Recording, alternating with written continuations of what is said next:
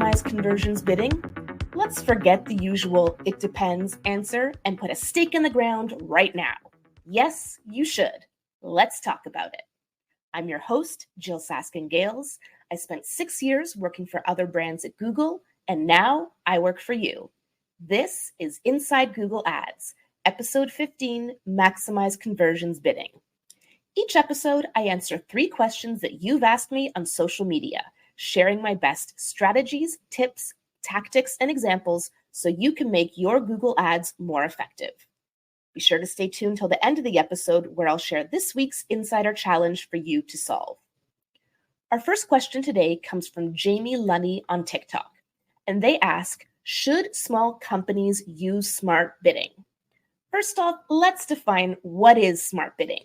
In Google's own language, smart bidding is bid strategies that use Google AI to optimize for conversions or conversion value in each and every auction, a feature known as auction time bidding. So Target CPA, Target ROAS, maximize conversions, and maximize conversion value are your 4 smart bidding strategies. The benefits of smart bidding are that you're able to leverage Google's AI for your nice little business. Think about that. The AI of a company like Google, arguably the best, and at least one of the best AI companies in the world for your small business, okay? And that means that you can bring in millions of different signals through Google's AI to set the right bid for every single auction. Now, there are many companies, or I should say many experts, who will advise against using smart bidding for small companies, but I am not one of them. I am all for it, okay? Smart bidding drives better results. There, I said it.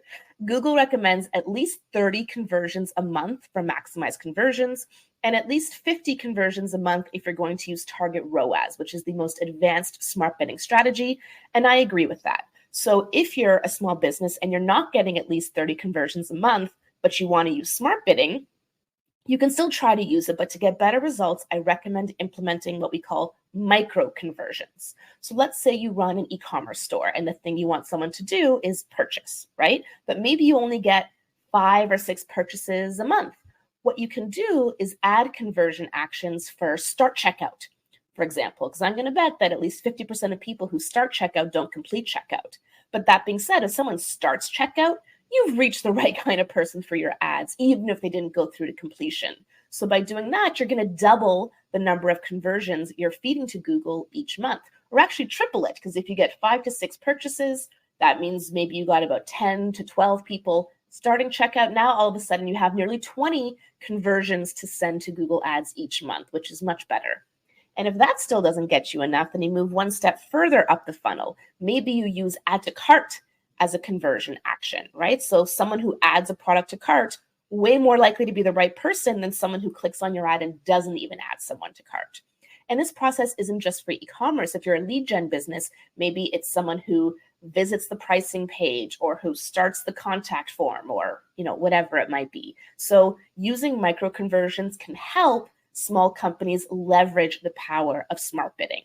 Yes, Jamie, small companies should use smart bidding. Now, our next questions come from Instagram and TikTok, and it's a question I get so often. Once again, I'm going to put a stake in the ground explaining why I advise what I do. So WH Boggs on Instagram asked, do you think businesses should start on maximize conversions or start on maximize clicks until they've built some conversion data? And then Nufel Saeed on TikTok asked, start with maximize conversions with no account history. Even if you have no account history, even if you have no conversions yet, I still recommend starting with a max conversions bid strategy. And here's why. Your choices when you're just getting started, assuming you are going to leverage automated bidding, are maximize clicks, automated but not smart bidding, and maximize conversions, automated and smart bidding.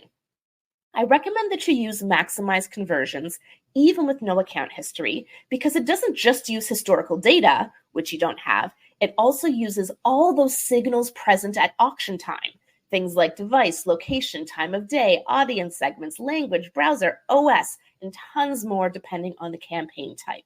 So the benefit of using a max conversions bid strategy isn't just your historical data. It's also all that data present at auction time. Max Clicks is not going to look at any of that. Max Clicks wants to do exactly what it's called. It just wants to get you as many clicks as possible. To do that, it's going to have to set pretty low bids, and clicks don't mean conversions. If clicks are cheap, there's probably a reason they're cheap. Max conversions is going to pick up on what's working sooner rather than later. So for that reason, I generally recommend starting on maximize conversions, even with no account history and even with no conversion history. You know what one of the most common criticisms I get from online strangers is? That I give too much away for free. Like total strangers feel the need to tell me that I share too much. It's not like I'm talking about my kids or my marriage or my house. I talk about Google Ads and marketing and solopreneurship. And no, I'm not going to stop. On the Google Ads side of things, in addition to this free podcast and its accompanying free transcripts via email, I also put together for you a free Google Ads ebook, my thousands of free videos and posts on social media, and my brand new crown jewel, my free monthly Google Ads newsletter, The Insider.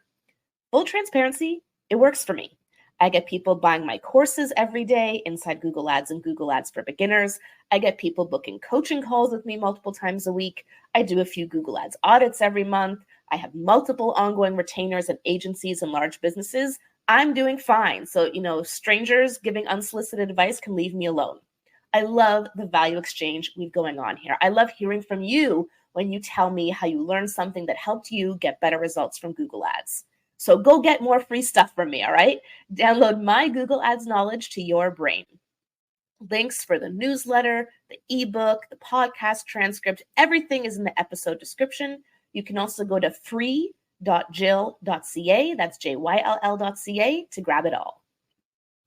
Our final question today comes from Rory Lees on YouTube. They say, "Hi, Jyll, great video and content as per usual. Thank you. Would you recommend max conversions for a fresh campaign in an account that has plenty of historic conversion data? Ideally, we want to drive as many conversions before switching the max conversion value and TROAS. P.S. This is for a search campaign." So one thing I'll start by saying, kind of add on what we talked about in the last question, is bidding strategies work at the campaign level. So the benefit of historical conversion data in the account is just that you know your conversion tracking is working, and you know that at some level you're effectively reaching the right audience with the right message, and your landing page is converting that audience into customers. If your eventual goal is to use Target ROAS, then you could even launch your search campaign on max conversion value to start, because you have conversion data on the account, you know your conversion tracking is working. When you have at least 50 conversions in 30 days in that one campaign, so about 2 conversions per day on average, then you can set a target ROAS at your actual ROAS, let it stabilize, which could take longer or shorter depending on your budget size, and then you can adjust your target ROAS in 20% increments from there. Adjust it up if you want to get more efficient to potentially lessen your reach, or adjust it down if you're okay taking a slightly lower ROAS in order to reach far more people. But no matter what, ensure you have sufficient budget when you're going to be moving to a target strategy. Although you're bidding on ROAS, you're going to want to pay attention to your CPA, your cost per conversion. Your budget, if you're going to use a target ROAS bid strategy, should be at least 2 times your CPA for target ROAS to work, meaning you have enough budget for at least 2 conversions per day, preferably more like 3 to 5 times your CPA. So have at it, Rory.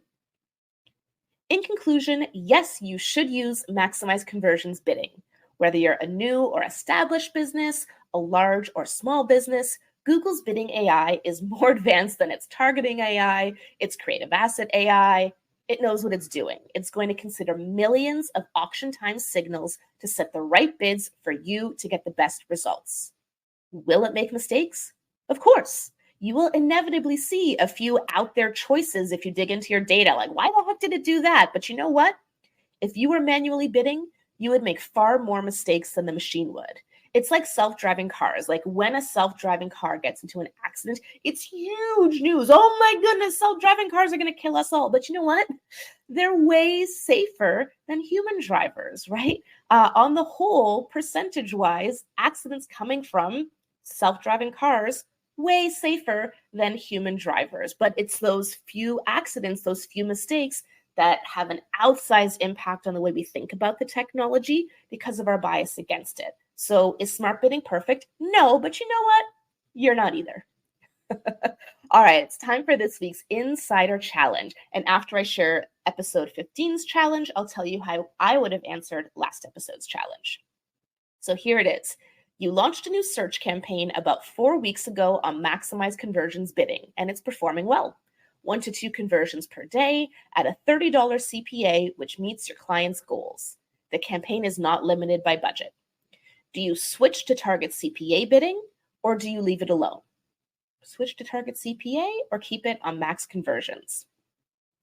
You can participate by sending me your response to this challenge or any episode's challenge. The beauty of the Insider Challenge is there's no right or wrong answer, just an opportunity to stretch your brain on real-life Google Ads problem solving. Shoot me an email at thegooglepro@jyll.ca, that's JYLL.ca, or send me a voice note in my Instagram DMs. I'm the_Google_pro on Instagram. Now, last episode, we discussed keyword match types. In the Insider Challenge was what would you do if your brand campaign with only exact match keywords starts to see the ROAS drop because you've started matching to decidedly not exactly matching searches. This is based on a real challenge one of my coaching clients faced a couple months back. Her brand campaign was like the steady racehorse in the account, and then seemingly out of nowhere, ROAS started dropping. So on our next call, we took a look, and it turns out the search term report showed she had started matching to competitor names, even though her brand keywords were in exact match. So what we did there was 2 things.